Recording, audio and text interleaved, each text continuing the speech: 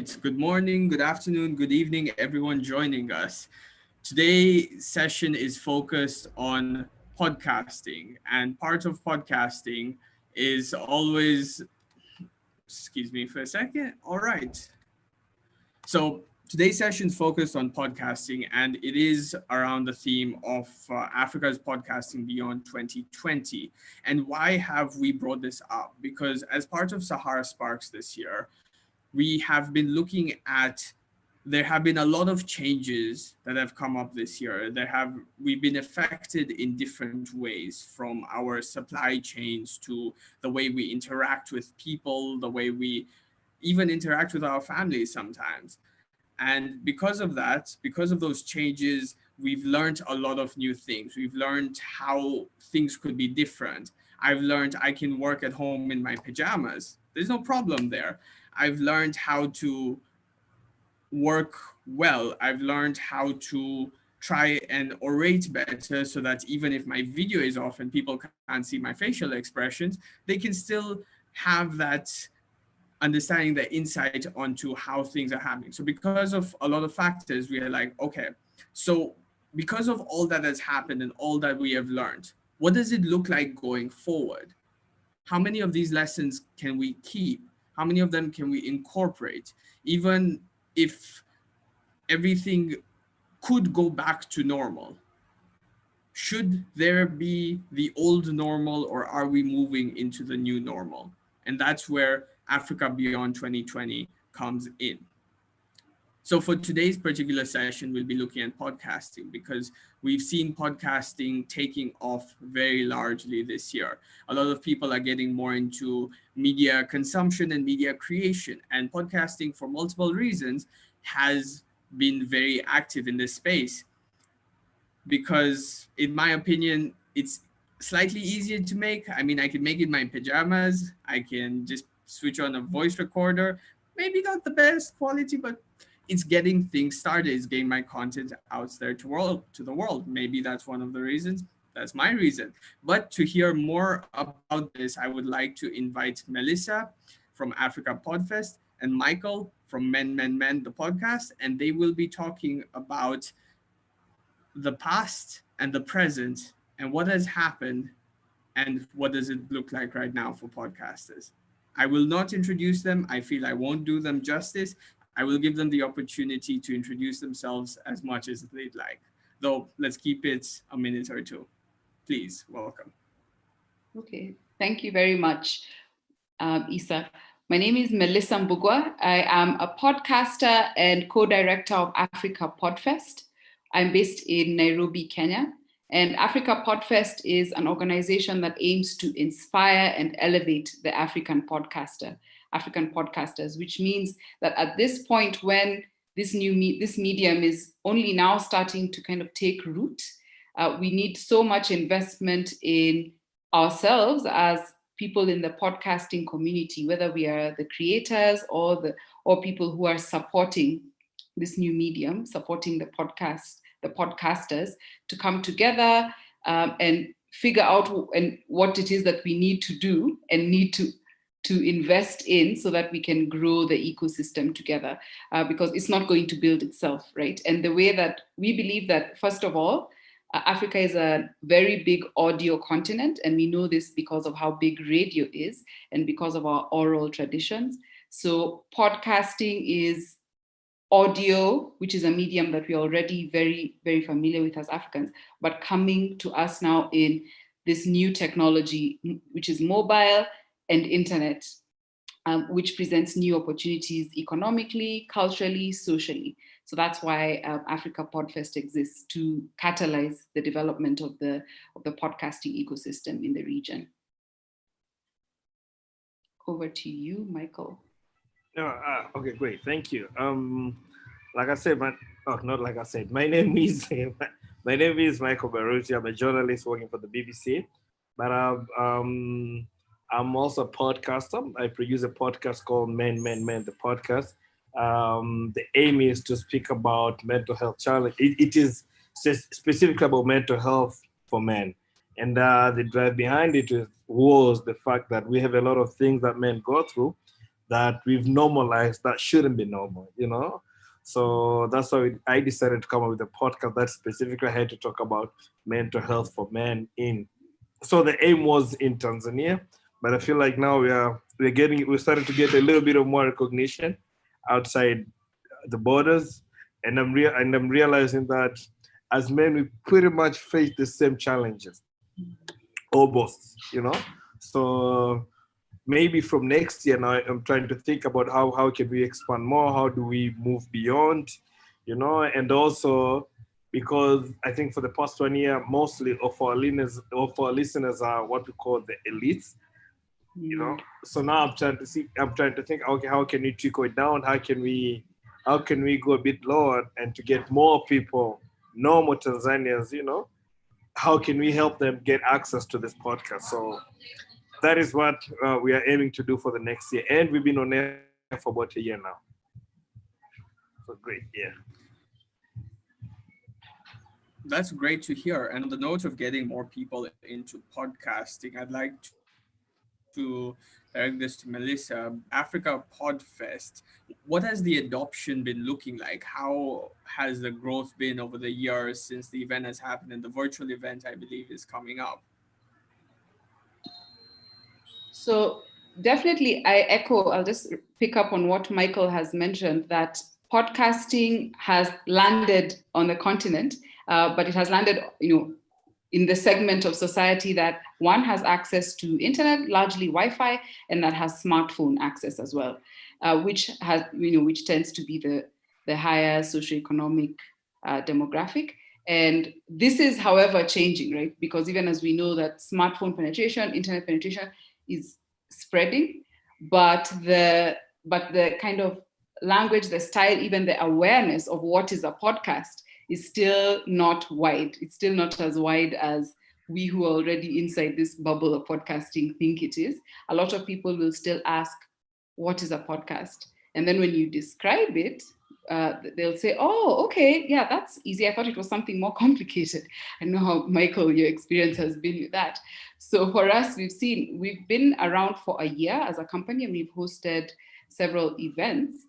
And every time and also done a lot of like media engagement, mainly on social media. And what we found is that the uptake, the more people are aware and feel confident and realize that there's actually a community of audience and podcasters, then they feel more confident to take up the medium. Even people who are within the existing media ecosystem, for example, radio, still feel sometimes that, oh, is it something that's worth the investment? But the reason why we're doing what we're doing is because we know that the more people hear that this is taking root, the more confident they'll become and the higher the uptake. So this year, there's definitely been an increase in the uptake, both with audiences and with people creating podcasts. That's what I'll say. That's great to hear. And when we come to the side of people getting into podcasting, we understand that those who are listeners are mostly faced by the challenge of, number one, do I have the internet connection to listen to this?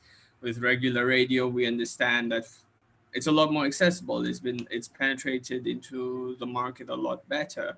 But when we come to the podcasters side of things, Michael, what are some of the challenges that you've seen getting into this? And I'm sure by now a couple of podcasters have asked you, how do I get into this? Or even part of the Africa Podfest, they probably asked, okay, this is interesting. How do I start? I think some of the biggest challenges that we face, and I'll try to be a little bit more specific here and speak about Tanzania because this is where I live.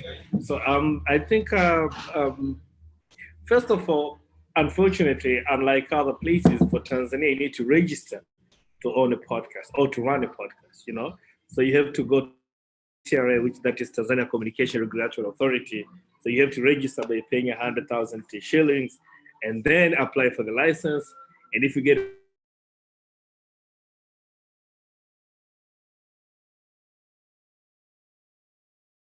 around 200 to 250 USD. Now, I don't think the amount is a lot, But for the fact that the podcast market is really not paying at the moment, so for most people, it's like, why should I take out my own money and invest on this, and knowing probably it's not going to pay off, at least not anytime soon. So, that's number one. And two, I think a lot of people, when they say they want to start the podcast, the first question they ask is, so how do I make money out of it? And I always tell them, like, look, dude, if you're thinking about money, you're doing it for the wrong reasons, man. It's at least not now. Maybe in the future, something might happen. But now, if you want to do it for the love of it, and if you believe in what you're doing, and you want to invest time on what you're doing, then this is the right thing to do. But if you're thinking like in 6, 7, 8, 9, 10 months, I'll probably start to get my returns, that might not happen, and that might disappoint you. And I think for a lot of other people, again, consistency has been the problem, consistency and getting it out there. Because the little advantage that I have is I am a journalist, so I have a little bit of background, and I have a lot of background in radio production. And another advantage that I have is that I have a little bit of following on social media, especially on Twitter. So it was a little bit easier, for me to say, because I posted a tweet around 2018, said I'll do a podcast on mental health for men. And people were like, yes, do it. So I spent the whole year researching and trying to see if I'm to do it, how will I do it, how will I go about it, and all those kind of things. So I thought about distribution. So like I had a plan, So by the time I put out my first episode, it's like I kind of exactly knew how the next 20 episodes are going to sound, because I actually invested a little bit of time on it. And that is what I try to tell people, like, think it through. Like a couple of days ago, this guy came to me and he said, "Look, I have a podcast, but it's hard to get it out there." And I'm saying, you have to keep going. Sometimes, and for us, we do not have a main domain or a place where you can say, for Tanzania, this is where you can find pretty much every podcast you want to find. So it's pretty much everybody on their own. So those are the two main challenges. And I also think that another thing, because for now we have certain laws that requires, if you're a broadcaster, you have to have at least either a diploma or a degree for you, at least on journalism or on mass communication, for you to be able to put out any content, So that's also posing a little bit of challenge for a lot of people who are thinking of getting into podcasts. They feel like there is too much regulations around it, that for a lot of people, they're thinking like, is it worth it? Should we continue to do it? And all this kind of stuff. So it's tough, but if you crack it and if you do it, I think it's worth it, totally worth the effort. So we come back to the old saying, content is king. You build your content, you'll build your audience. And on the note of a central place to find different podcasters, I think that's nicely where Africa Podfest fits in. I'm doing the plug for it, but it seems that's where they answer the question of having all of these people together. And how have we seen what the trends being as podcasters get to know each other better, and their challenges and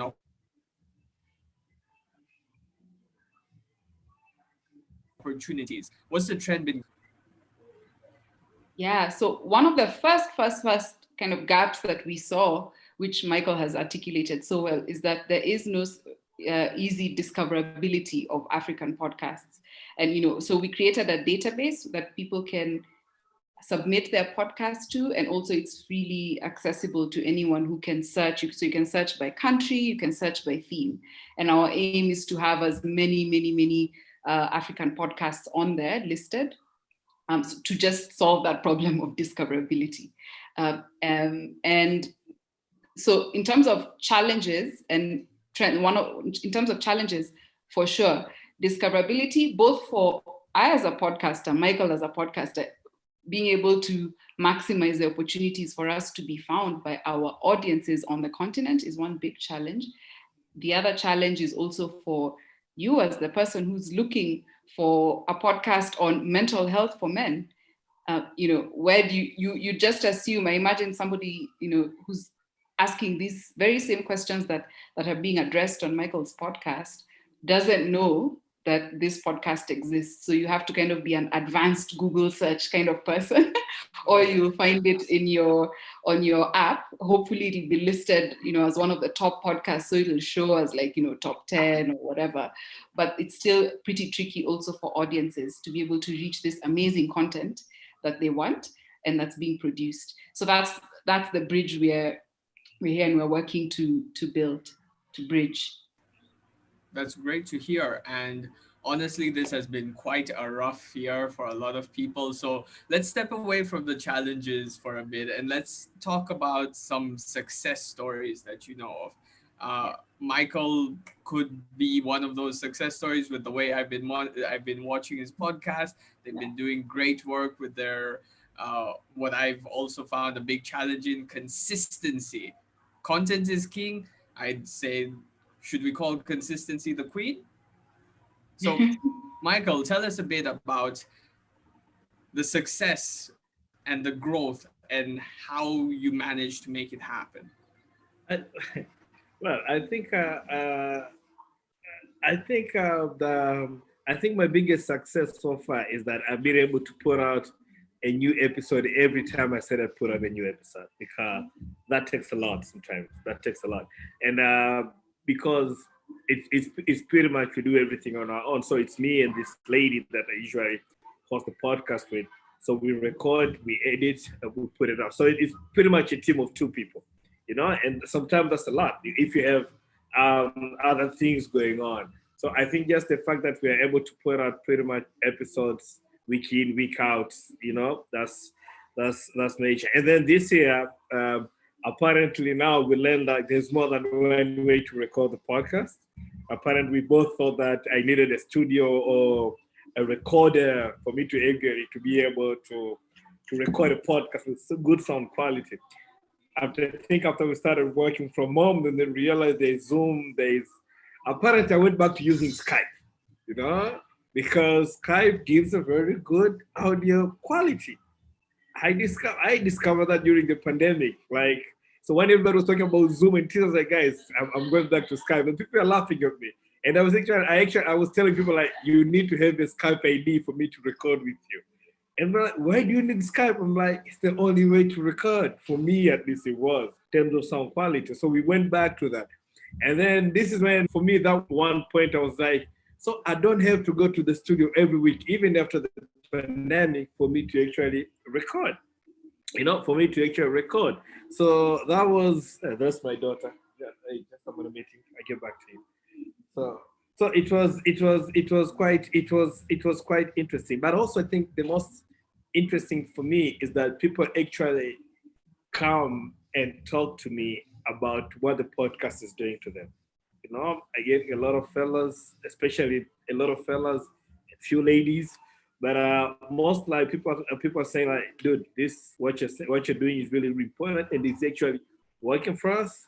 As we say, they say it's actually saving lives, because of how the whole conversation on mental health is set up in Africa and in Tanzania specifically. So it's quite a new thing for people to actually, to grasp and say, okay, this guy is talking about mental health for men in Tanzania, and for them to listen to it and to realize that it actually makes sense, So I feel like it was a very difficult thing to sell in the beginning, but the fact that the podcast has been followed by 2 or 3 extra live events that actually brought men together, and to have honest conversation, like a group of men made together, and hey, let's have conversation around things like toxic masculinity, things about financial relationships, how all the things that affect men.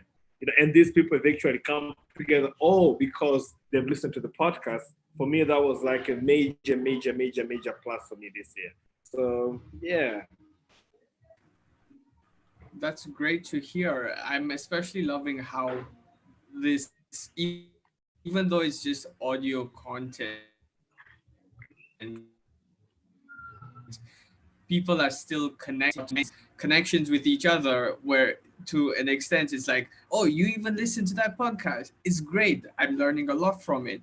And on the note of the success stories, I'd like to bring this to Melissa now, because with Africa Podfest, I'm sure you've seen a lot of different styles and varieties and topics of podcasts, is there any particular ones that pop out to you and you're like, this is the one that I want to listen to because they're doing great things and they're going to grow to amazing places? Yes, definitely. So one very kind of fascinating and exciting success story from Africa in 2020 has been the popping up of really good, high quality podcasts that are covering topics which a lot of people actually need. It turns out, So, for example, this mental health, and specifically around men's mental health issues, which is quite a big gap. I was just telling Michael earlier that now we know of 3 podcasts.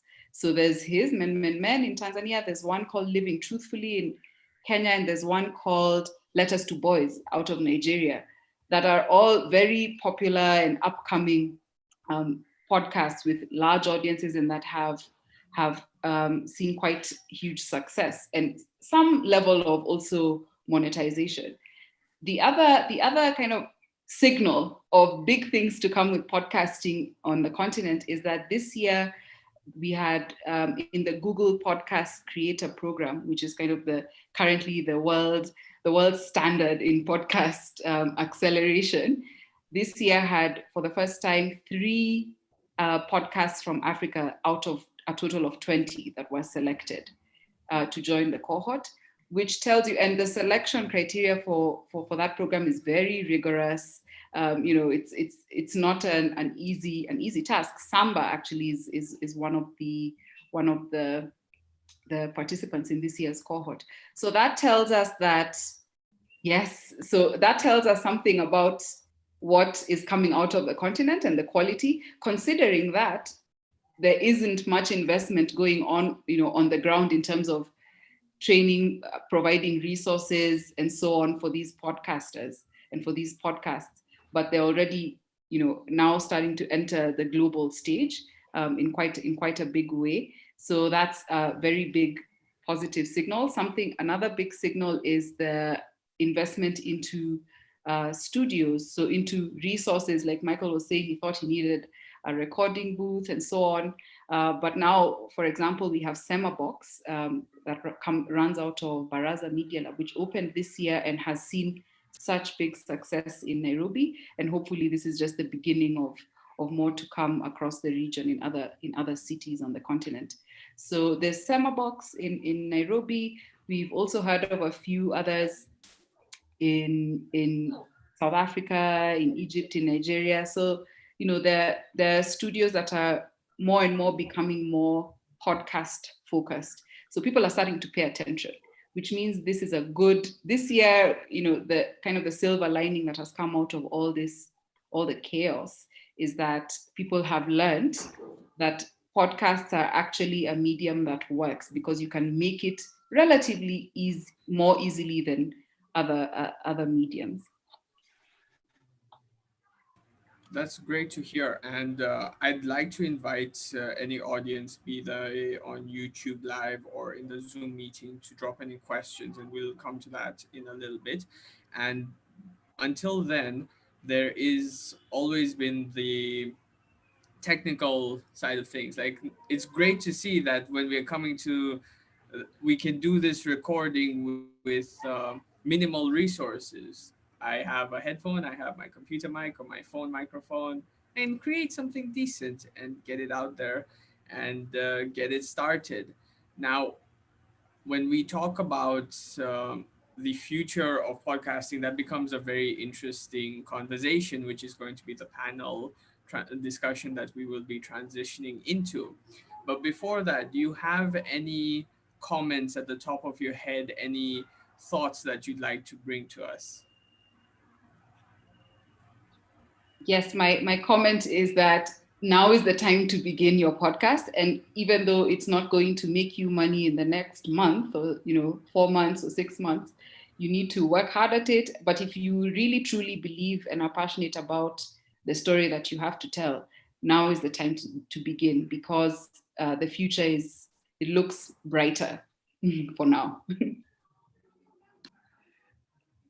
Yeah, I would like to add to that is that for most cases, usually what I've learned about the podcast is the more personal it is, the more passionate you are, about it, because that then becomes really, I feel like it becomes more about you. And then when it becomes more about you, you become more passionate about it. So my advice is that if you probably think something is an issue and you think you need to make a podcast out of it, it probably is. Or you feel like there's something you want to talk about, you want to make a podcast about it, that is probably because we really need to make a podcast out of it. So like what Melissa said, you start now, start now, start slow, and then you grow. And if there's one great thing about podcast is one thing that you can learn as you go, and you can always improve it.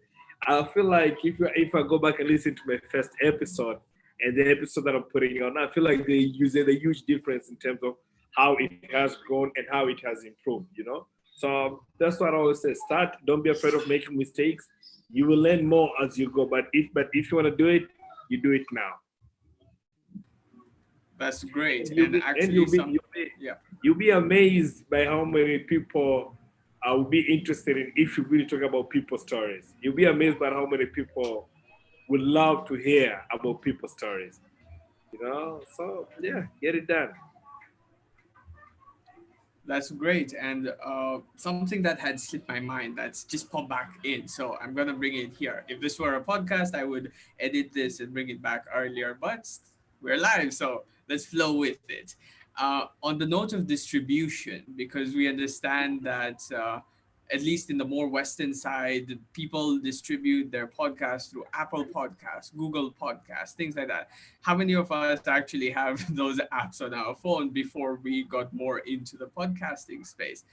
Not as much. So, on the thoughts of distribution of podcasts, what do you have in mind? Because I've seen Michael has done some interesting ways of trying to get people to listen more to the episode or extracts of the episode, and I'm sure we've seen some interesting things from Africa Podfest. Yeah, for sure. There are very many interesting ways. First of all, if you want to go beyond if you want to reach like the audiences in the community, at the community levels, and as far as and wide in Africa as possible, you need to definitely think beyond the typical podcast that exist, the podcast distribution apps that exist. And there's some good examples. For example, the Leading Ladies Zambia podcast is on YouTube first, because that's where African audiences who are online are on YouTube in a very big way. And also the podcast is entertaining and has a very strong visual element to it. And so they chose to go on YouTube first before these other apps. There's also a couple of examples in a podcast Afro Queer podcast that's made in out of Nairobi, and there's one also called Alibi, made in South Africa, where they've experimented with WhatsApp distribution to varying degrees of success, and they've learned their lessons there about what works, what doesn't work. So you have to think definitely outside of the norm. But this is a case also for investing in technology, distribution technology, that would also allow monetization that works specifically in our context here. So this is not a case where we're going to assume that the tools that exist are going to necessarily work in our context.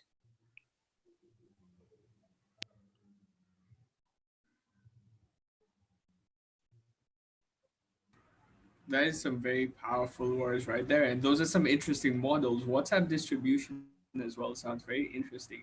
And it'll be great to see that as we get more into this space, as we have more listeners, what is going to be the preferred medium? Because I think one thing we've very much leaned into as a continent is we don't have to define by ourselves and what we do by what's happening on the other side. No, we can build our own stuff. We can do it our own way. A simple example that always pops into my mind is mobile money. Mobile money is not something like it's not even a concept that fits into a lot of international people I've met. It to them it's like what? But here we are, and it's become so much easier for us. It's become part of our daily lives, and it's something that we are working on and leaning into because it worked for our context. But while we're getting started, before people create this, we lean into what we have. And I've seen, Michael, you've been using a lot of Instagram and Instagram extracts. At least I'm more on Instagram, so I see it more there. So maybe you can talk a little bit about how you go about your distribution. So I am on Apple Podcasts, I'm on Spotify, I am on Google Podcasts, all those places. But I also realized that a lot of Tanzanians still use other things like Boom Play Music because that's how they listen to the music. A lot of people go to AudioMark because it's free. Again, that's where people can actually go and listen to a lot of the music.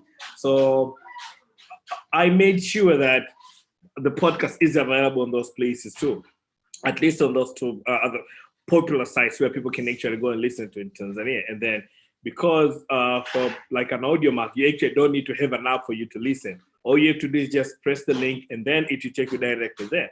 And I always say that once you listen to some episode, I hope you'll get hooked enough for you now to actually come and listen to it on Apple Podcasts or Google Podcasts, because it's much more easy because of them are built in.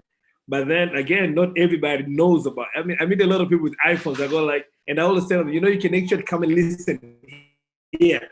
You don't have to press the link. Go to your Apple Podcast, subscribe, and every time I upload a new podcast, you get a notification.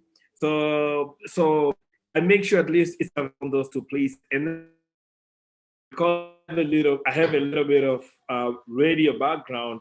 So what I usually do is that, so I put out an episode every other Friday. So once it goes out on Friday, I try to push it on Instagram and on Twitter and all this other social media. Even I still use Facebook because of the podcast. People say nobody uses Facebook no more. I'm like, I use Facebook. You never know who your next listener might come from. I use LinkedIn, to push it as well.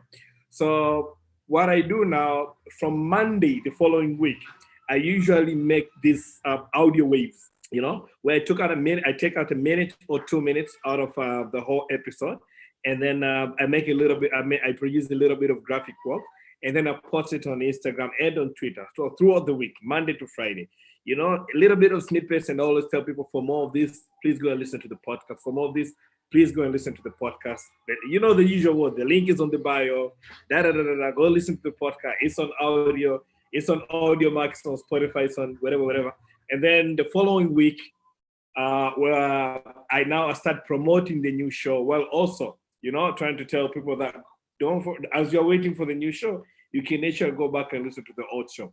However, something interesting that I've just found out, I think for the past 2 or 3 months, is that now people are tagging me on issues, especially issues related to mental health. They're like, you need to speak about this. And I'll tell guys, I spoke about this 6-7 months ago. Here's the link. Go and listen. And I find it funny because I think about 2-3 months ago, there was a very big conversation about suicide going on Twitter. And people are like, Michael, you need to come and speak about suicide and suicidal thoughts. And so I put out the link. I said, we talked about it. Here's the episode. Go and listen. And surprisingly, I think overnight, I had about 200 listeners who didn't listen to the episode before. So what I'm banking on now is that you keep on producing episodes, and then when people think about this, people start asking about these issues. If you give them the link, like we've talked about it before, and the beauty of the podcast is people can actually go back and listen to that issue. So an episode that came out in May last year might be relevant in December this year. And I think that's the beauty of the podcast, and why I always tell people, like, don't worry about your numbers now. Keep producing, keep pushing, because when the numbers get high on your 200th episode, people will actually go back and listen to your first episode. There's always that chance. That's great to hear. We're getting a lot of so much insight and knowledge, and this is only looking at what has been happening so far. And so a question from an audience member. This is for Melissa. What are the spaces you feel are not yet explored that new podcasters can explore? And with this question, we'll also bring it to the panel moving forward because I feel this fits in nicely with our future of podcasting theme. Yeah. That's a really good question because the answer is literally as wide as there are people who have an interest in something. For example, Michael's podcast is it's started because he was thinking about stuff and experiencing stuff and talking to people in his community about stuff that wasn't in any media. It wasn't a public conversation, so he started it. We've had Samba Yonga, who started Leading Ladies Zambia, noticed that there was a big gap in the public information space about specifically the stories, historical stories about women who've made a great impact in Zambia. And so she started that podcast. Literally every podcast that you can think of has come from a place of the person who started it realizing that they had an interest, but they were not seeing this information and this content out in the world or in the particular style, whether it's comedy or food or history or culture. So this is, the long way of me saying, if you have spotted a need and a gap and you have an interest and you feel that this story is not being said in the way that you feel it could be said, then that's an opportunity. So fill that gap. It's still early days, and the advantage of early days is that it's kind of a free for all because the rules haven't been set yet, so you get to shape it.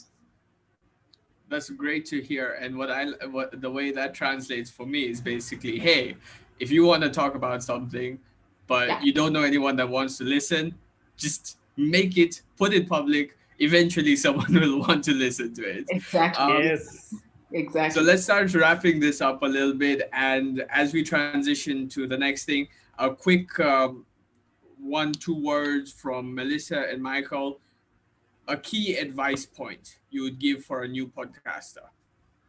Ah, key advice is step one is really think about why you want to do this. So what's your reason? Kind of what's the value you're putting out in the world with your podcast, no matter what topic it's about. So become very clear about that and also about your voice in this. So what do you stand for? What are you about? And what's going to be your style? And of course, remember that podcasts succeed because of the authenticity of the hosts. So this is one of those mediums. Podcasting is one of those mediums where you're not going to go far by trying to be like somebody else or by faking it. The podcasts that make it are the ones that are real, that are very authentic. So know yourself and know your why. I mean, I think she said it all. So really, there's nothing for me to add. Um, just that in knowing your why is to add to that is just why should I wake up in the morning and listen to your podcast? Why should I not listen to any other podcast? Why should I listen to your podcast? And I think once you figure that out, then everything else will fall right into the place. Those are some very powerful words, and I'm going to reiterate something that we've mentioned earlier. Content is king, consistency is the queen. Start it off, make sure you keep it to a timetable. I would like to thank Melissa and Michael very much, and they will still be on the call with us. So if there are any questions that come up, feel free to drop them in the YouTube chat or the Zoom chat. And from here, we'll transition into now what does the future look like when we are talking about podcasting as well as other audio related content? How are we moving into that? And I would like to invite Jocelyn. She will be moderating this session with our panelists, Dashan, Maurice, Yesaya, and Samba. Jocelyn, the floor is yours.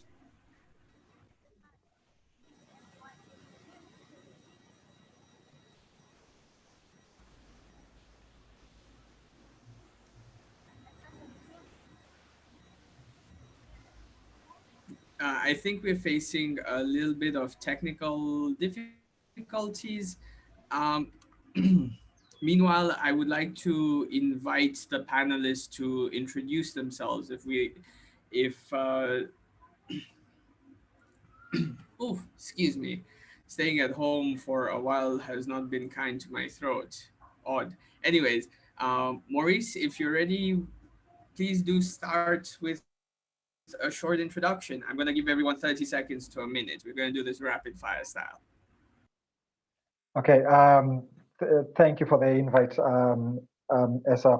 My name is Maurice Otieno. I'm Executive Director of Baraza Media Lab, which is basically an entity that um, aims to strengthen the Kenyan media ecosystem through providing tools, a physical space for people to network, as well as programmatic activities like events and workshops and the rest for capacity building sake.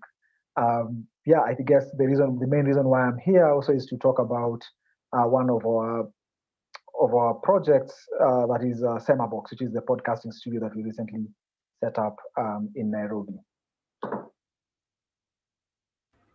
That's great to hear. Samba?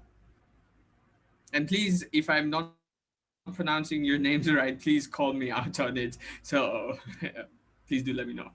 No, you're pronouncing it perfectly. Thank you. Hi, everyone. My name is Sambayonga. I'm the co-founder of the Women's History Museum in Zambia.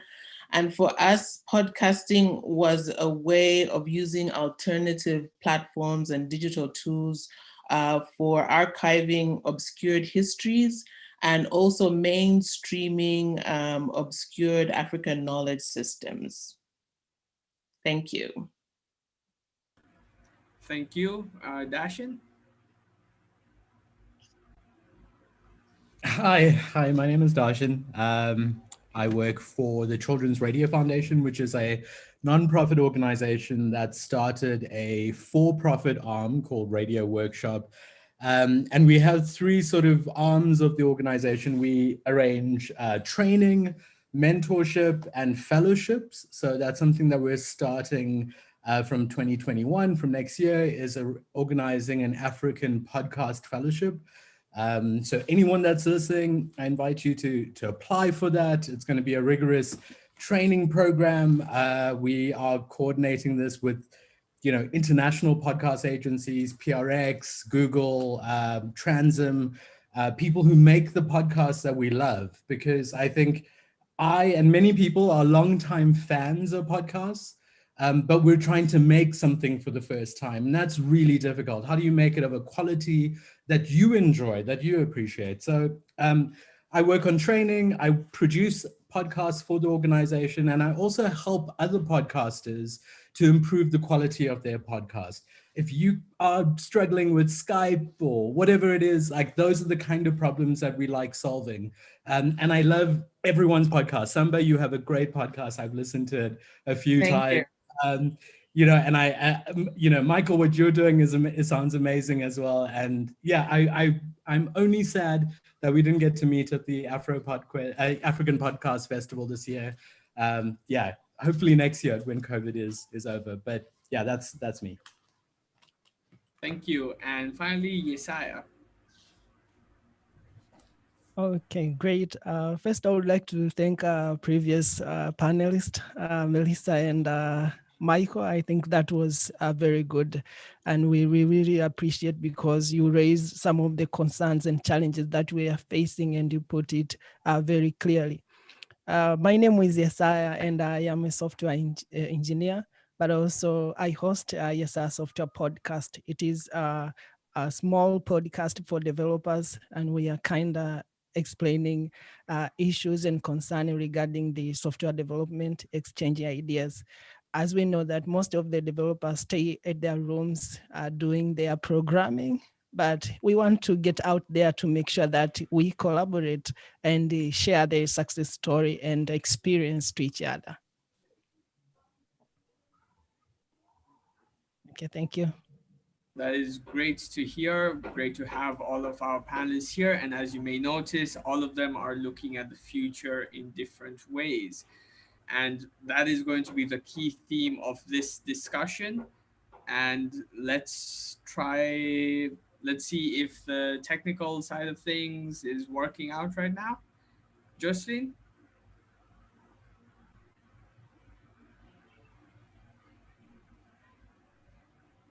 As much as I'm a technologist, sometimes these things just like don't know what happens. Like, at least that's the beauty of podcasting. We can just pre-record everything and get it going. So for the time being, let's so when we talk about the future, there's always the conversation of, hey, what's the next big thing? What are we going to move towards? And everyone has a different way of interpreting it, because some people feel that maybe the next step in podcasting is connecting it with traditional media. I don't know. Maybe it's bringing the visual element, and that as much as it is a podcast, people still like to see things. Maybe it's about localizing the languages. So uh, I'm talking too much. Let's give it to the podcasters who'd like to take the first crack at it. I mean, I'm happy to go. Having listened to Samba and Yesaya, I think the next level of podcasting is, podcasts like Leading Ladies is going to go global. Is going to be big podcasts. I think the next level is we're going to see African audiences growing. We're going to start to see podcasters develop multiple skills, not just in producing content, but also in branding and distribution, and how do you grow an audience. I think the future is going to see more voices of minorities and Black people, which is something that's lacking, right? Like, quite frankly, when I listen to some of my favorite podcasts, and honestly, it was during the Black Lives Movement, in the US, we started taking notice of who speaks to us, who tells us their stories, and who isn't, right? So who's telling African stories? Who's coming to the continent and reporting our stories? I think the next level is we're going to start telling our own stories. And it's going to be people like Samba and Yesaya and everybody else on this call who's going to take the next level. It's not going to be NPR and PRX and PRI. It's going to be Leading Ladies and others. I think that's where it's going. That's the next level. Local driven storytelling. Interesting point. I agree with you, Deshan. I think, having a communications background, I worked a lot for international organizations who would come to Africa to tell African stories. So naturally, I'd always have a conflict with it, because I'm like, wait a minute, I'm hearing this narrative and I'm like, it's not nuanced. It's one narrative. It's a single narrative, and it doesn't address all the factors, and it's giving the wrong information.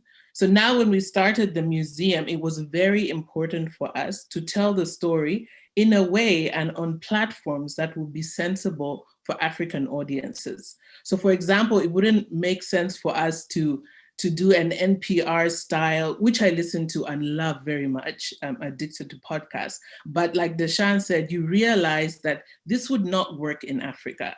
So you have to build a system, however rudimentary, that makes sense for an African audience. As Melissa was saying earlier, Africans listen to radio a lot. Something like 75 to 80% listen to radio. So if you're going to concentrate all your content on online or internet, how are you going to capture the audiences that you want to speak to the most? So even when we developed the concept of Leading Ladies, even if it was primarily on social media, we just took that as a distribution point. But we went even further to work with, broadcasting stations, whether it's TV, whether it's radio, to kind of distribute the content there as well. And this was part of our strategy of building an audience. So that way we're getting all that traffic and bringing it back to the internet or on the online platform. And it works as a two-way to build the audience, to educate, and to distribute. So definitely for the West, that wouldn't be an obvious choice. And sometimes when you're partnering with the West and they're giving advice and they're letting you know this is how to do it, it's important as African podcasters to raise our voice and say, for Africa, this is the best way it can work. And if we're going to partner together, and if we're going to do this together to get it to a global stage, some of these aspects have to be considered. This is just in terms of understanding what the future of podcasting in Africa is. That's what I would say as my initial thoughts. I think I could not agree more with Samba and Dashan. maybe the only context that I'll bring in on this discussion is the immediate future. So the immediate future that I see for, and that's a very weird mix of words that I see for podcasting is as we grapple as a continent with some infrastructural challenges like internet, smartphones, and even the cost of internet in itself. So Kenya has a huge internet penetration, but again, how many of them are using it? Because the cost is too high. I think what I would say for that is seeing mainstream media in itself taking podcasting as seriously and adopting it. We've seen trends already. I mean, in Kenya, I think there are 2 podcasts that have been given slots in mainstream media. That is Adele's on Trace TV and I think another one, Melissa would help probably because she knows them, but syndicated and I think Capital FM. So this is only majorly helping on distribution. And I think the future has already been alluded to in terms of how the content will be shaped, in terms of speaking to those nuanced problems that we face as a continent that we can best tell. And I think when I see something like with the Samba, you're doing the working, I mean, it's inspiring because then those are nuances that you can only tell in your own voice. Seeing people in Kenya talk about mental health, which is something that, as we know, most men, make it worse, most African men don't talk about it, is something that I'm very excited to see because we talk about it in our own context, in our own way of how do we view life. I think that the thing that also encouraged us a lot to start a platform like Semabox was the fact that if you did a simple poll online and asked what are the top 3 business podcasts you're listening to, you'll hear people talk about how I built this on NPR with Guy Raz. They'll talk about all these podcasts that are in the West, and what the narrative that is being pushed is I started my business in a garage and now look where I am. While in Kenya, we don't even have garages. Like, it's not my context. I don't understand it.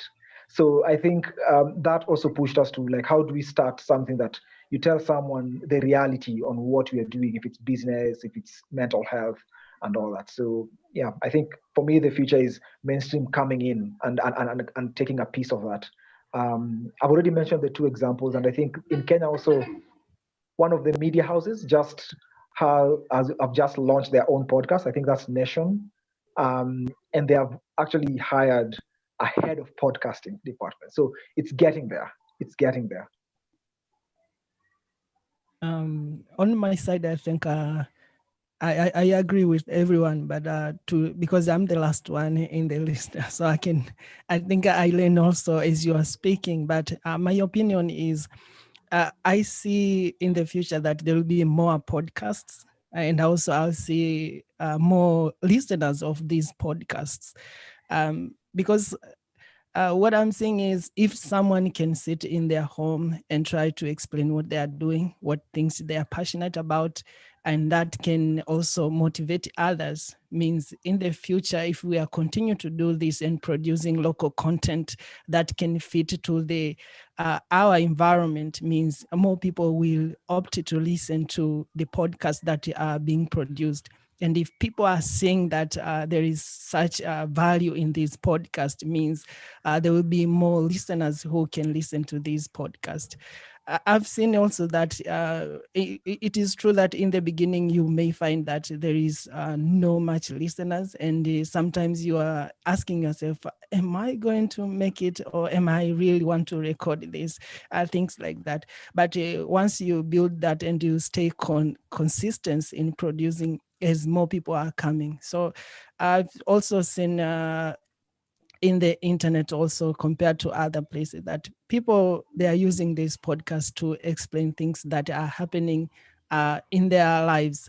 So, and people want to learn from them. So with that, I think in Tanzania and everywhere in Africa, we can see a rising number in podcasts, but also we can see a rising number of listeners who will want to take value from this podcast across our environment.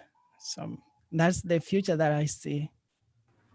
That's great to hear. And something that I've especially seen from Yesaiah's podcast is that makes me think about it, that the future of podcasting in Africa might be about also the language we use, because Yesaiah's podcast, for example, focuses very much in Swahili.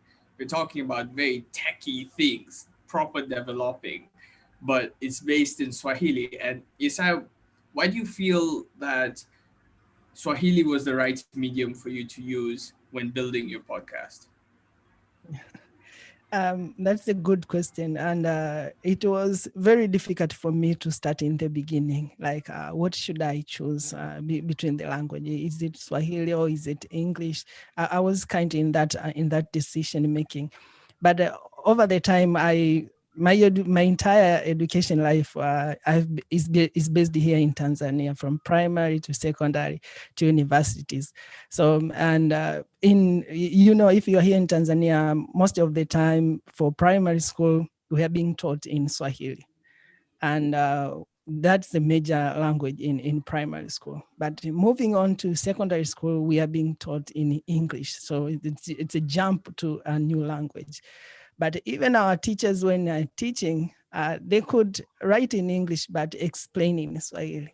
And we faced also some difficulties in secondary school when teacher try to explain everything in English. He see himself that I'm losing some of the students who don't understand what I'm teaching. So I said, okay, then for secondary school, then moving on to university, you see the same scenario, that teacher come explain something, maybe 2 or 3 sentences in English, but also the entire session will go in Swahili, but we are writing in English, but also we are doing exam in English. So this get me thinking that we understand English, it's okay. But in order to understand this concept very well, we have to speak the native language that we use for communication, because when we are home, everywhere we are speaking Swahili. Even in offices, we are speaking Swahili.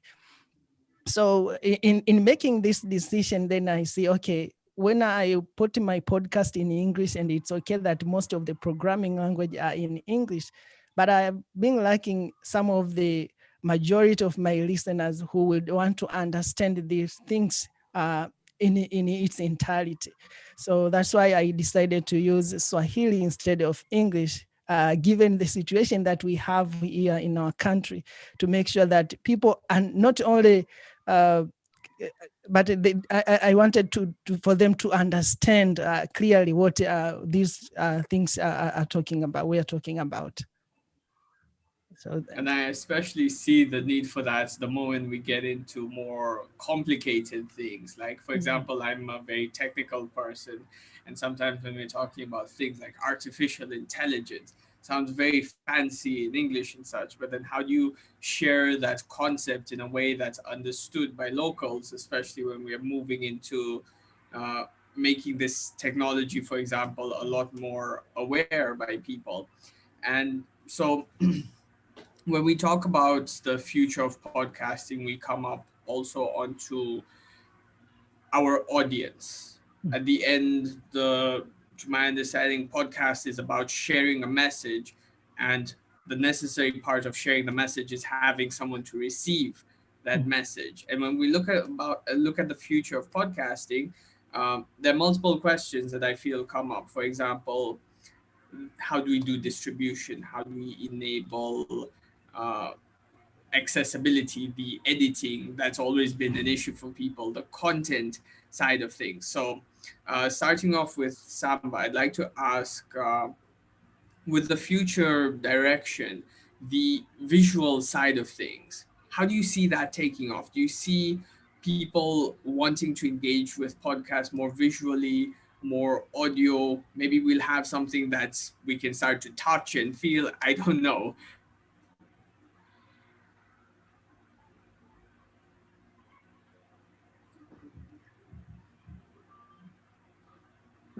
I think for us, definitely, I agree. For us, one of the reasons why we chose to use an animation is because, as you know, Zambia, well, Africa in particular, does not have a very good record of documenting history, whether it's visual, whether it's, content, whether it's text. That is being helped now by digital media because you can literally record people and upload it, and you have a source. So one of the ways for us, we wanted to address the whole idea of we're telling these stories, but people have never actually interacted with what they look like, these characters look like. They don't know what pre-colonial Zambian woman who used to lead an army of men looks like. They don't know what a Secretary of State who governed whole provinces in one part of the country looked like. What did they dress? What did they speak like? How did they walk? Nobody knows that because we don't have the photographs. If we do, they're very few. They're not largely distributed. So for us, one of the factors that influenced that decision was an opportunity to reimagine visually what we look like. I think one of the big issues in narratives, especially for Africa, but certainly many minorities around the world, is representation in media. And representation in media visually, that's an important thing. So what do you do if you don't have the actual pictures to show for it? So we were excited to have the chance to actually use animation as a way to digitally recreate what they would have looked like. So this involved us talking to a lot of people, who might have come into contact with them, who might have some images of them, some of the ethnic groups, what they look like. And we recreated these characters in our mind's eye. And I think part of the important process of doing that was it then allowed us to connect on a visceral level and understand what this narrative was, and we're able to engage with it better. And I think for African audiences, that is really, really important because that's something that is missing. There's a huge gap. Representation is very low and would need to mainstream that a lot more. So in terms of the future of podcasting, I think that would be a large consideration. And then another one for me, I think, would be ownership. A lot of these platforms that we're using, they're owned by foreign entities. And I think things that like Baraza, they're doing, those are the things that we need so that, one day if Facebook or YouTube or whoever decide like, what, we're going to remove all this content or we're going to keep all this content, we at least get to keep the content for ourselves. And that's something that we need to start thinking about as well. Thank you. And that transitions us nicely to Maurice and the work you're doing and how that could potentially enable more podcasters to get in the space, because a lot of us have thought about podcasting. Okay, do I need the equipment? How do I get started? What's that whole process like?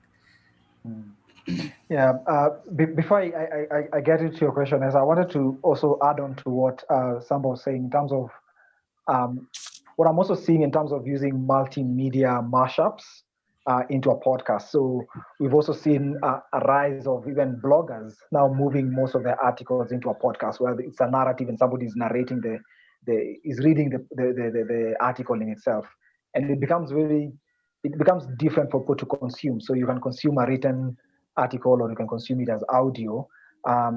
It's becoming something that I think people will try to even experiment with other forms of media genres. But now to come back to your question in terms of how do we enable more podcasters to come in and start podcasting, we noticed an influx of content generation, especially, because of COVID. There's a lot of people who had more time at least to be online. Nairobi's traffic also enables people to be more friendly to podcasting. But the challenge was that there's too much content that is looking to be produced out there. And one of the things that we noticed was the cost. Of course, producing a vlog vis-a-vis producing a podcast is a bit lighter in terms of cost and even time. But we noticed that still cost is an issue. So what we are trying to do is to highly subsidize the cost, especially for individual podcasters. And then we make, because I mean, the entity itself is almost a not-for-profit. So what we are trying to do is just meet the cost of operating the studio. But we do make the money that maintains the space through other corporates who now pay big amounts of money to be able to subsidize the up and coming podcasters. And that's why Semabox in itself, we proud ourselves, or we term ourselves as a discovery platform, where we discover new content, new voices that we need to hear from the start. And we did a small poll, aligning to the question that you asked. We did a small poll just on social media to check actually who's king or who's queen in terms of quality and content. And funny enough, what we noticed that quality was a big player, especially on podcasting. We know that most people are saying, if I have a good quality audio, I might stay longer to listen to that podcast, although the content might not be relevant or very interesting. Unlike on a podcast, if you have very good content and nobody can hear you, then it becomes difficult to stay on and hear. So that's the difference that we've seen. I don't know about other media genres, but what I've seen through the poll that we did was that actually quality was becoming very, very important and very close to content. That's very interesting to hear. Personally, I'm biased towards content. Content is king as long as it's audible. But then later on, naturally, as we improve, those are points that we can better retain. So as you may have noticed, we are going in a reverse order of podcasting, connecting with our audience, local languages, style of content. Now we move to enabling podcasters. But now let's move to becoming a podcaster. And on that note, I'll transition to Dashan, who they've been doing some work in creating more podcasters, more audio related individuals, let's say, as a broader term. Yeah, absolutely. I mean, if I can pick it up from where Maurice had left it, actually, and I know, I'm a cynical, grumpy old man. As I get older, I think I become more and more disagreeable, and as I approach death, I think I'm less accepting of poor quality. So Maurice, I know this is your business, to help us make high quality audio, but take it from someone who enjoys listening to podcasts. If you want to be in my ear, quite frankly, your audio better be stellar, because you are asking me to put your voice in my ear for 30 minutes, let's say, right? Because the 30-minute thing came up as an idea of like, what was the average commute time in the US, right? And I hear what Maurice is saying, what is the commute time in Kenya?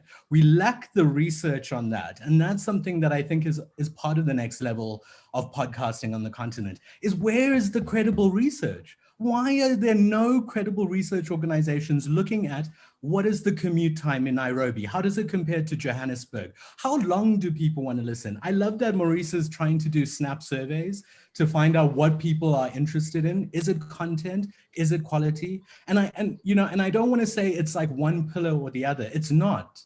It's both. You can't just build it and think people will come. This is not the Bible, right? You are making really good quality content because you want people to listen to it. So then do the work and go out there and find the people who want to listen to it. You can't just this is the thing about podcasting that makes me particularly enthusiastic, excited, is that it's not just one skill. You cannot go out there and tell me, I want to just make music for podcasts. Who the hell is going to buy that? You have to also find the person who wants to make the good content to use the music. You have to find people who have genius ideas of podcasts like Samba and Yesaya and Michael, who have original podcast ideas. You have to find the people who are making high quality, and then you have to find the ways of distributing it. How do you grow your audience? We can't just say, oh, I'm making content and people will find it. And I'm not trying to insult anyone on the call. Like the challenge that we face on this continent is that there isn't a market. We have to build that market. We can try to make podcasts that Americans will want to listen to so that they don't get reporting from Africans by Europeans, right? We're doing the reporting, which is great. But if we want an African market, we got to go out there and say, what is the problem?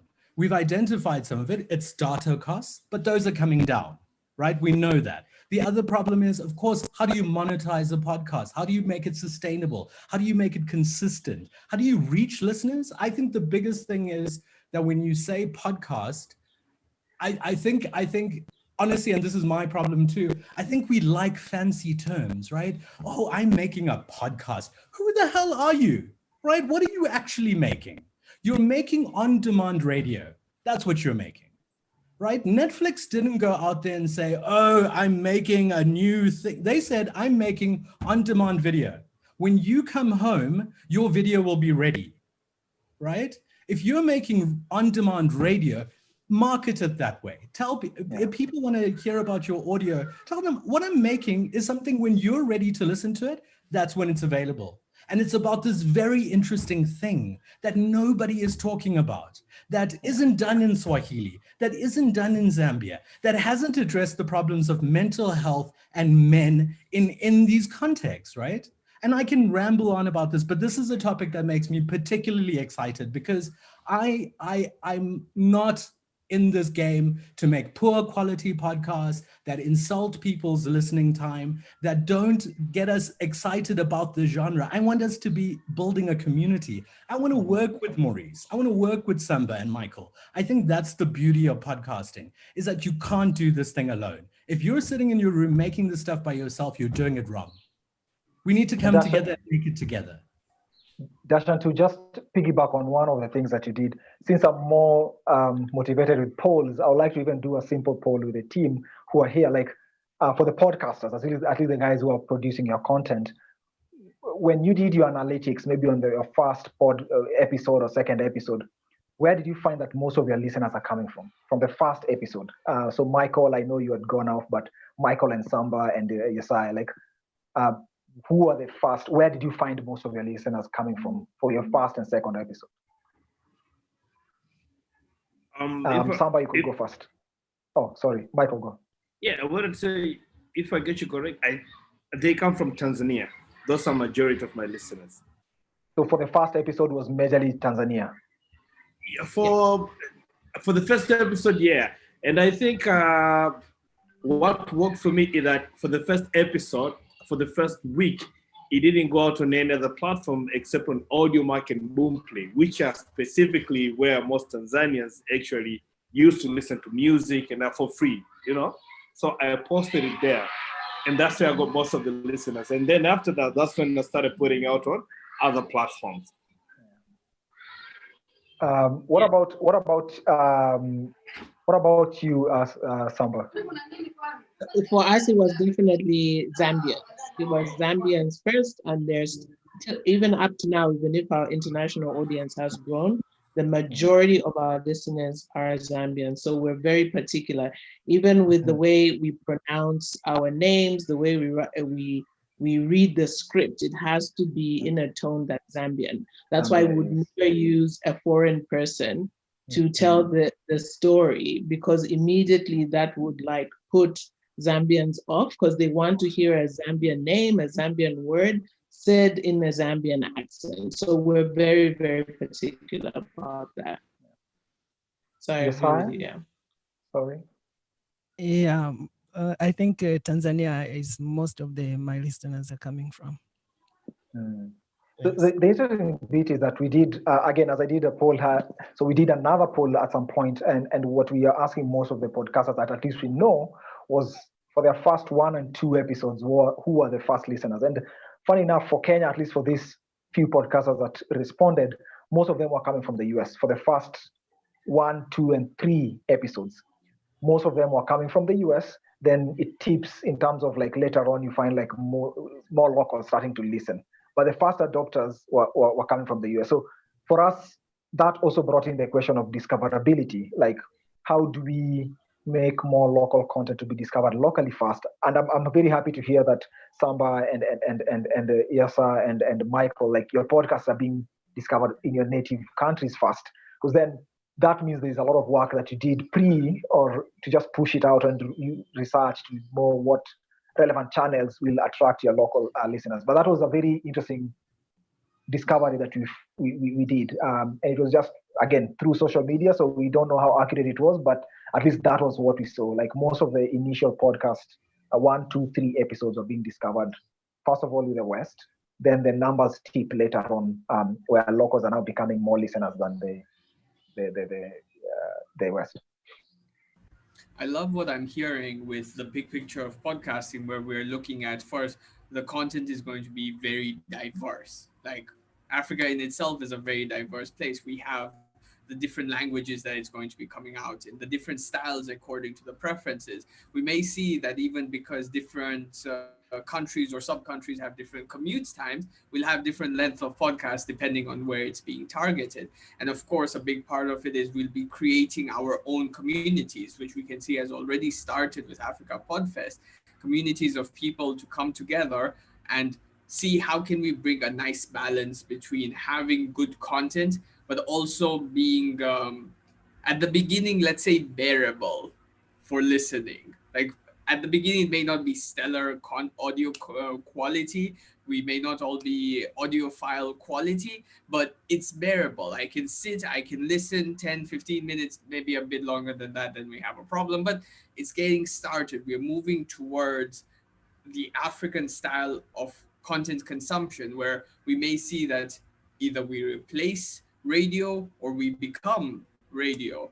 So let's see how that goes. But now when we talk about the future, let's bring it a bit of a smaller picture now. When we talk about future, the simple element of a future of a podcast, which is the next episode. What am I going to do in the next episode? Who am I targeting? When do I release it? So there will always be questions of how does a podcaster look at their uh, topic of the next episode, their audience, how do they remain consistent? And I'd love some insight from all of you about these areas. So I heard a controversial one recently, which is, have you ever called your listener and asked them?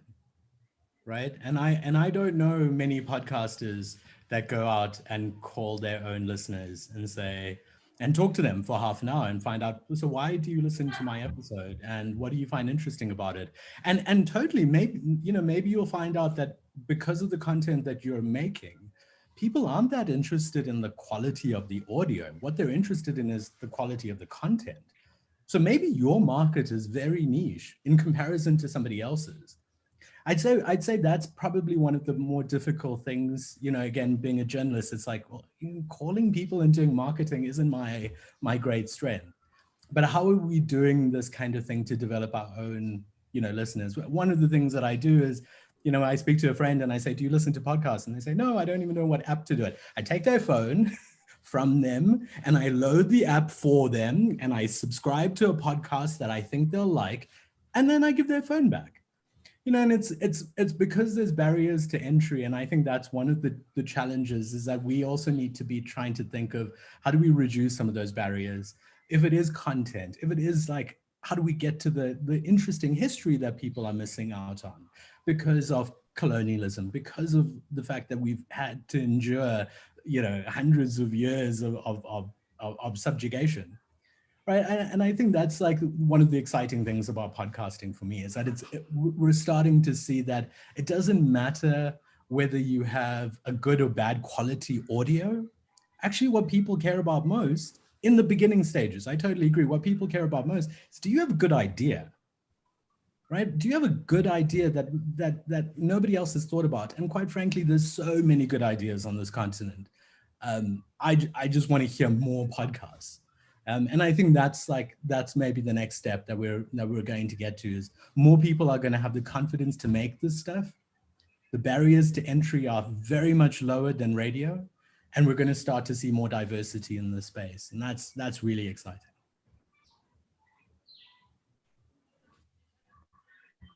Well, I want to pick up on that. During the first stages when I started the podcast, I read some of the different blog posts, and I hear that another people say the key important is not content, it's not quality, but it's you. So from Danish, I think I pick the good idea come from you. So always start with yourself. So I was, because I was using the public transport from home to the job, then I was usually putting the headphone and hearing these podcasts, different podcasts from home to job, instead of doing other stuff. So I learned quite a bit.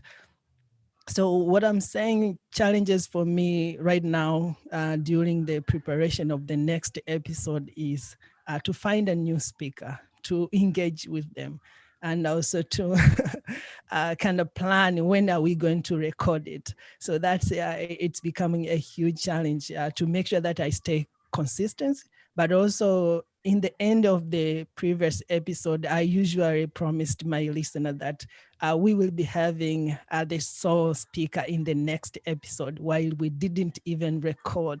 So we are trying to struggle within 2 or 1 week to make sure that we record, and that sometimes we end up not recording. Sometimes it happens, but I have to find another way to make sure that I find another speaker to make sure we record, or plan another something else that we can do to make sure that every week I push a new episode as promised. So the speaker, and I'm having a little bit of problem with my fellow Tanzanian, because when we promised that we are going to record, most of them we are having that challenge. But if I promised another Tanzanian from outside the country, I normally contact everyone who I think will add value to our local developers. So I'm off to everyone. So I enter in is it LinkedIn or Twitter, trying to inbox them. Please, could you speak with our fellow Tanzanian regarding software development and everything? Some of them are not answering, but others do answer. But when we plan, we make sure we record in the time that we discuss. But otherwise, for most of the people here, other people say I'm busy, but I'm not complaining. These are the challenges, because they have another commitment to make sure that they are part of that. But it is a challenge, but which we are dealing with that. But we are okay, and we keep consistent as also Michael has just explained. Because if you lose that moment when people are trying to engage to your content and you are not continue producing, next, if you miss 1 week, later on you can miss 2 weeks, 3 weeks, a month, and you see that it's okay. So I try to make sure that every week I stay committed to push, even if with or without the speaker that we promised that we are going to record. Yeah. That hits I just home in a big way, as Yeah. you say, I might know. Yes, Samba. Yeah, I was just going to say, I just wanted to add to what Yesaya was saying, and everybody else. We actually rely a lot on our audience to give us stories and insights into things. You know, I mean, we're very aware that there are a lot of gaps in the information and the historical content that we're trying to produce. And early on, right from the beginning, we knew that if we put a call out, we know there'll be somebody's granddaughter, you know, somebody who had read a book somewhere that their grandfather had put away or had written, would be able to give us the information and content. You know, somebody important to me once said, like, in Africa, everything converges, whereas everywhere else, everything is siloed. So you find more commonalities more often than you would anywhere else. So you can find information, and we do that a lot, you know, and that's what we rely on. So for us, we see it as one of the successes in growing audiences, one of the successes in keeping consistent, you know, quality content, quality products, because then you can verify it, you can get more information about it, and it allows you to have that consistency and the robust content that you're looking for in producing a podcast. And I think for us with Leading Ladies, that has worked really well, especially for season 2 rather, where most of the stories were more contemporary, like post-colonial. We had a lot of like relatives and friends and people coming with like personalized writing that their grandfather or aunt or uncle had written. And we use that as fodder and as content to create quality podcasts. And you find people respond a lot more. The audience has, certainly in season 2, the audience has responded a lot more in terms of content and engaging, because to them it's more relevant, it's more dynamic, and it's more real. Yeah. So So I on think the going note of forward, the That's great to hear. So, on the note of the series and seasonality of it, that's a point that was even brought up earlier on the consistency part of things. So, I'm wondering, how do you go about planning your seasons, your series of it? Because a lot of yeah. people may be like, how do I categorize this content? Yeah, so we're very deliberate about how we're going to tell the story, like in its entirety, you know. So way before we plan ahead of time, we make sure we have good lead time, and we decide these are the 10 stories that we're going to tell in these 10 episodes, you know, or we decide on a subject. For example, season 2 was focused on post-colonial narratives. So anything in the framework around post-colonial narratives that affects women, we're going to tell that story. So even when we shared the concept note with our audiences and networks and people that we work with, it was already easy for us to extract all these narratives and prepare for them well in advance. So even if we're getting stories like 5 weeks into release, we know that we have a format. We usually follow a format that goes with it, like particular questions need to be answered, and that's what we'll use to develop the script. So once we have the scripts ready, and then we're already working with our technical producer and our animator to start developing the content. So we know we start, for example, on a Wednesday. On a Wednesday, the script is ready. The animator gets it on a Thursday. On a Friday, the audio is recorded. Next Wednesday, we are releasing the episode.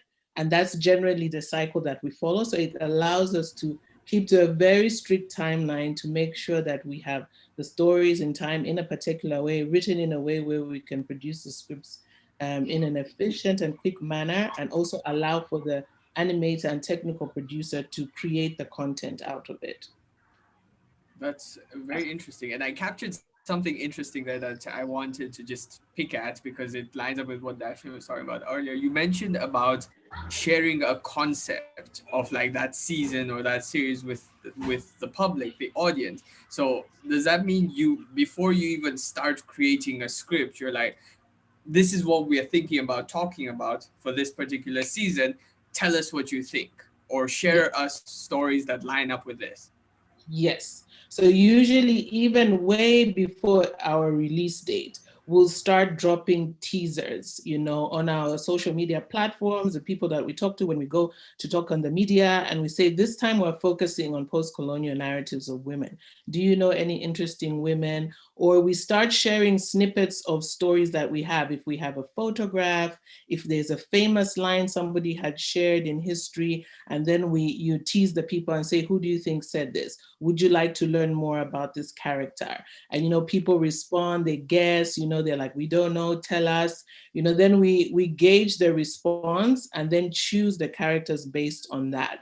So way before the podcast is even released, you've already built this anticipation around the series and its release. So you find people are even like scheduling the time, and we release it the same time, same day, every week, so that people know, like, Wednesday is Leading Ladies Day at 12 p.m. Everybody will know and put it in their calendar and will wait for the episode. And then they'll wait to answer the question that we gave them. So it's always interesting to do that. And we found that it builds anticipation, builds the audience, get the people more engaged. It's definitely a huge part of our process. That's amazing to hear, and I'm probably going to use that concept as well Sure, because yeah, absolutely. so thank you so much, and I'm sure whoever is going to listen to this now in the future, there's going to be some very powerful words. So one of the questions that I think Dashin can help answer is about scale. That some people are are worried about, they're trying to look very much ahead. That is this a topic I can scale? Is this a conversation that a lot of people will be interested in? And what are your thoughts around that, the future of the content I start from now? So if I understand the question correctly, you're saying how do I plan like a season of a show, or 2 seasons, or 5 seasons? Is that right? I think in this case, the question that came in was looking at the audience, scaling it for more people to listen to. How do I balance those variables and make sure my content and my quality is scale, something I worry about now when I'm thinking about my podcast? Yes. Yes, in a way. I mean, I think this is the challenge, right? I am not a marketing distribution expert. I am a storyteller. I've been making radio my entire life, right? So I am not an expert on this. But what I can tell you is, if you're not thinking about your audience, how do you scale that audience? In the very beginning, it's going to be very difficult later on. So I'd say one of the things that Samba pointed out is, first, have an idea of who your audience is. Who are you communicating to? What do they look like? Where do they go to school? How do they get to work? Are they at home right now? Have a very clear idea of who you're telling your story to. And then once you have that person in mind, then you can start thinking, okay, where do they go to school, right? So here's a very simple one. I'm working on a podcast about cities in the global south and how they're changing. And one of the things that we've realized is that this might be a very useful tool for university students who are studying architecture. So what do I do as a storyteller is, I'm just making the stories about cities changing, right? Oh, gentrification, it's happening all over the world. But what do I do to find my audience? Do I maybe think about, can I call someone at a university and say, hey, do you know someone in the architecture department? Do you think they'd be interested in this story? Do you think they would listen to it? So you're thinking about finding your audience, right? So that's the first stages, is who are you making this for, and where are they going? Are they at the mall? So go to the mall. Are they online in Reddit forums? Are they on YouTube? Are they on Facebook in particular groups? Go to those groups. So Yesaya, for example, is making a podcast about software. I would say, if he wants to grow his audience, look at where other Swahili speakers are online in Facebook forums. Where are they talking about podcasting? Where are they talking about software? And find and insert yourself into those conversations. Reply All is a very popular tech podcast. I'm sure Yesaya listens to it. It's a great collaborative, communicating, like, it's 2 people who are very authentic, being themselves, which is what you need for podcasts. But what they also do is, one is very involved in Reddit, like to a perhaps unhealthy degree. And what he does on Reddit is generates an audience there who then come back to the podcast. Other people, what else he does is he plays a lot of online games. So in his online games, he has these engagements with his community, which are very organic. Can you see? It's not because you're trying to be authentic as a podcaster. So you're having organic conversations with people who would be interested in it. And that's some of the things that you need to start to do before you release your first episode, before you release the next season, before you plan, your next 6 episodes, is, how do I find those conversations? What are people talking about? If I'm doing a tech podcast, what's the next big thing in tech that people are talking about? Is it the PS5? How do I connect with those people? So these are this is where your storytelling ability comes into, distribution, marketing, and all of the kind of different areas of it. Scale is a very important thing, because we're not going to be successful as podcasters, and we're not going to open the door to other podcasters if we're failing. There's 1.5 million podcasts out there right now, but no one talks about how many are unsuccessful, right? No one talks about the ones that aren't producing every week. No one talks about the ones that, aren't releasing consistently. We say this is a growing industry, but we want it to be successful. What are we doing about making it successful? I mean, this is a thing that I will talk about consistently, is, scale is important, but it's an authentic thing. It's not, oh, devious business people think about marketing. No, you have an important idea. You want people to hear it? Where are they having those conversations, and find them? I love how this is all starting off from what are we passionate about? What do we want to talk about? As to rather, most people who want to think about this as a business, they're like, okay, where's the market? No, we start out with what are we interested in? What do we want to talk about and get more people talking about? And then we start looking for those people to engage with, and through that generate our audience or find our people. Yeah, I think one of the important things, just to add quickly to what Deshaun was saying, scalability, I think something we talked about it earlier as well. I think one of the important things for that is also the quality, because as Deshaun has said, it's like 1.5 million podcasts. Like there are at least 500,000 of those that sound the same. So how are you going to differentiate yourself from the other 599,000 on them? So that's the challenge. And the thing about, you love cars, great. You want to talk about cars, good. But what context are you going to place them in that will be relevant to your audience, whether it's somebody from the US or somebody from Zambia, right? What is interesting about a podcaster in Zambia or Kenya or Tanzania who talks about Maseratis, right? Which is an Italian-made built car. So you really have to think of that in that context, rather than going and being like, a Maserati is a great car, it's got this horsepower and blah, blah, blah. That's what everybody else is saying. But what are you going to say that will set you apart as a podcaster in Zambia and Africa that can make me want to click on this podcast and be like, oh, okay, I'm interested in hearing what an African podcaster has to say about an Italian car. So you have to think around those things, like placing the context very clearly. And you have to understand, like, if you're going to talk about that, then you're going to have to compete with an Italian who's going to talk about Maseratis, right? So you have to really bring it. So scalability, quality, that always goes together. And like Deshaun was saying, like understanding your audiences and where you want to go, whether you're building an audience like from scratch, which is kind of like what we had to do, and growing with it and morphing with it, and then showing people, because when we started this, we had no money. We were just doing it out of pocket, and we're like, oh yes, sacrifice is spending sleepless nights with the technical producer who probably hated us for a whole month. I'm pretty sure the animator hated me because I actually hijacked him and kept him at my house until he finished working. But now season 2, 3, and 4, we've gotten funding based on the level of quality that we ensured that we had with season 1, so that it could go to the US and somebody listens to it and they're like, this is a great podcast, I can put some money on this. So it can go to Australia or wherever, and it's still okay, but it's very authentically African. So I think for scalability, that is something we really, really have to think about. It's hard and it's painful, but it's worth the effort.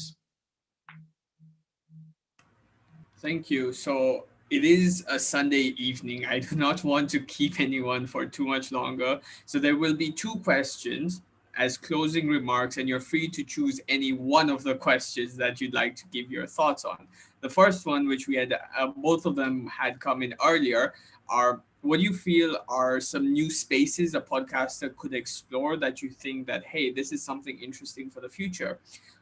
That's the first option you have. The second one, what is a key advice you'd give for someone getting into the field, a new podcaster? We've talked about a lot of it, but if you were to summarize it in a single sentence. So you can only choose one of these 2 options, just one of them, okay? Who'd like to take it up first?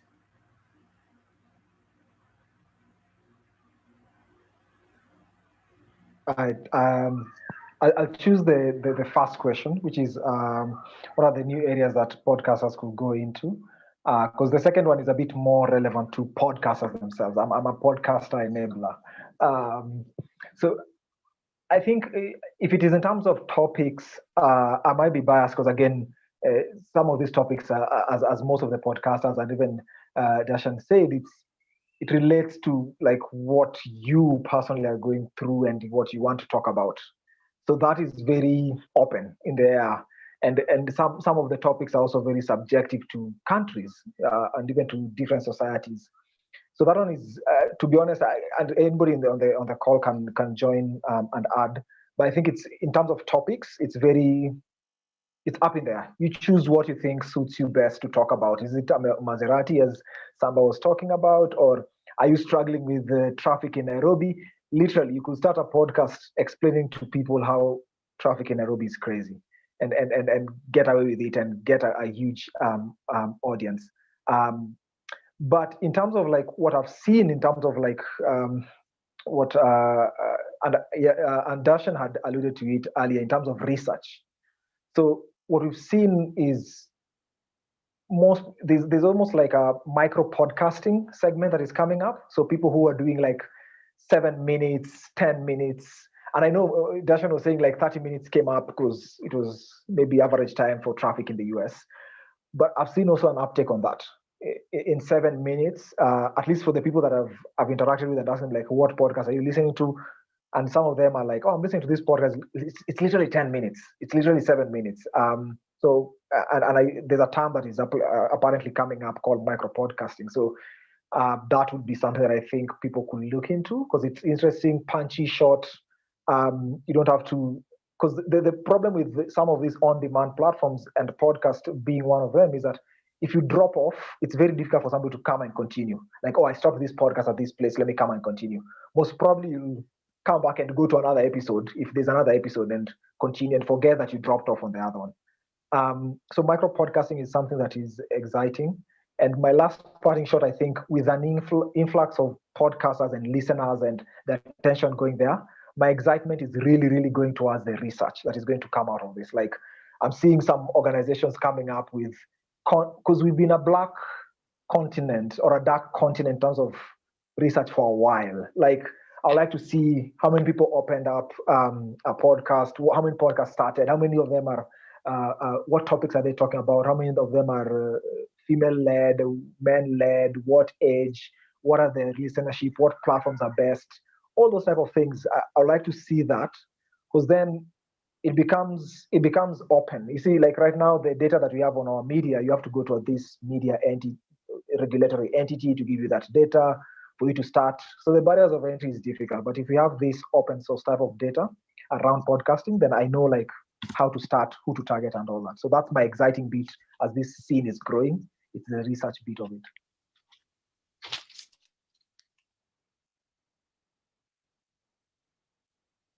Thank you very much. Data-driven podcasting. That's going to be fascinating.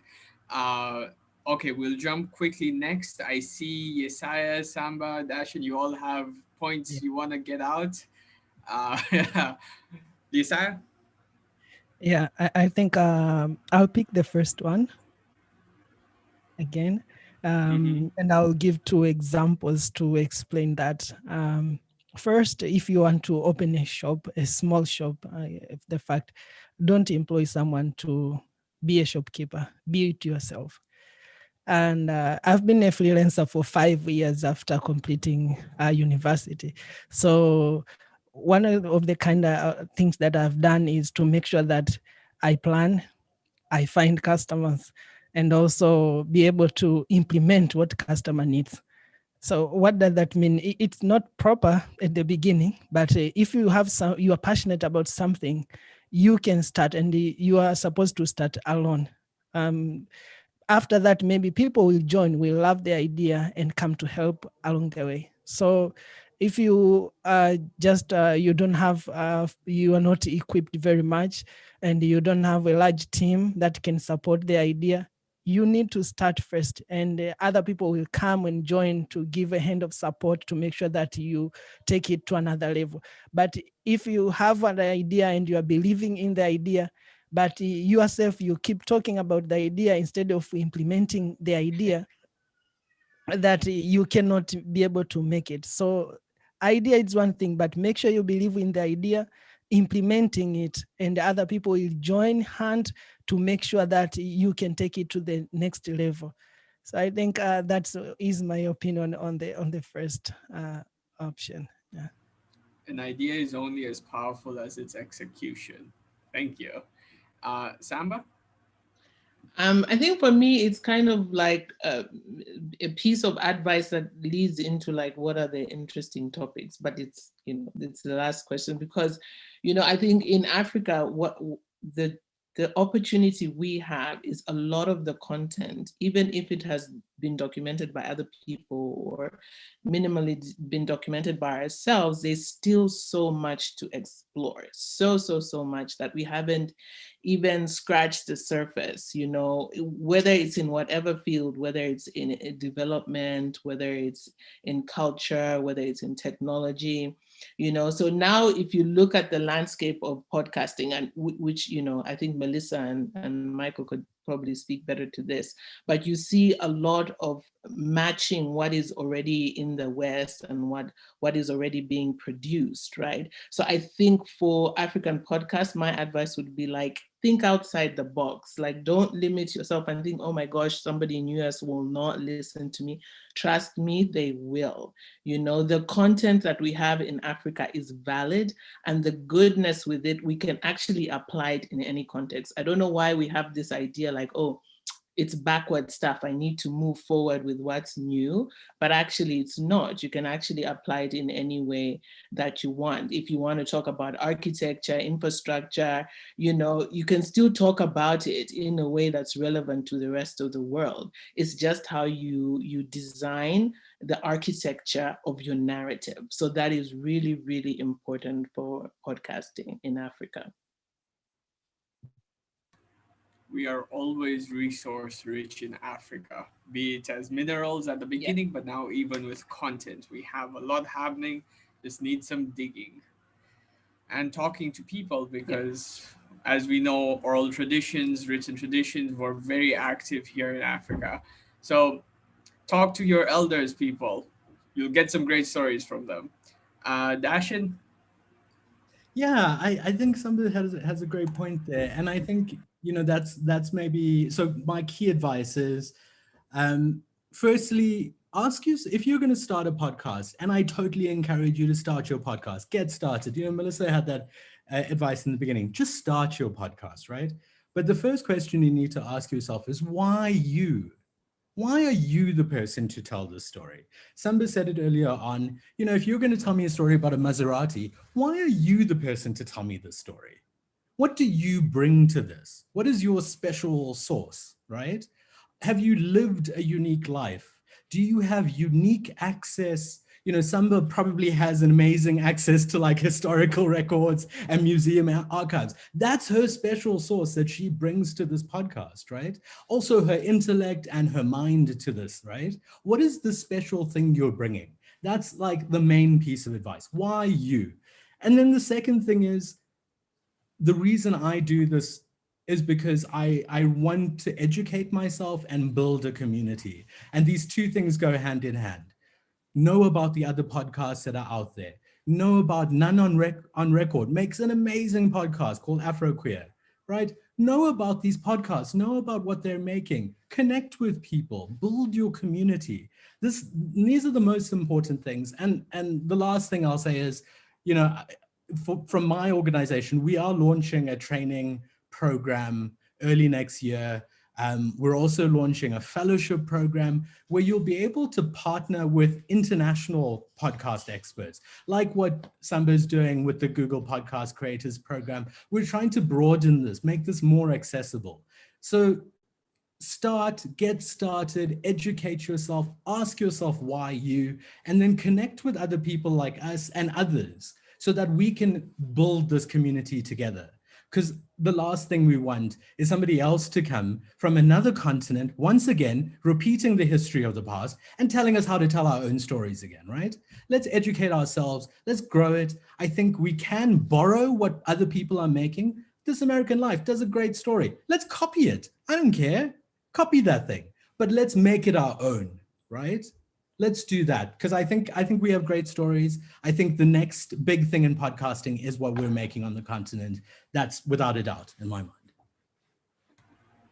Thank you very much. And before we close it off, I'd like to open it up to Michael and Melissa if they have any comments or thoughts they'd like to add in. Yeah, so Well, sorry, go ahead. go on, Melissa. Go on. Thank you. I'd just like to reiterate that this is the moment to begin. So we are the ones, and I think Dashan had mentioned this earlier, that the people in this room, the people listening and watching this, we are the ones to make this podcasting industry and the future of it happen. So don't wait for anybody. We are the leaders who are going to build this. And then I'd just like to plug that we have an event next Friday on 27th of November, community gathering, just sharing with podcasters from across the continent, sharing our experiences on what it's been like podcasting in the middle of a pandemic, because a lot of people have had to adapt and change how they do things. So you can just head on to our social media, Africa Podfest, to find out more.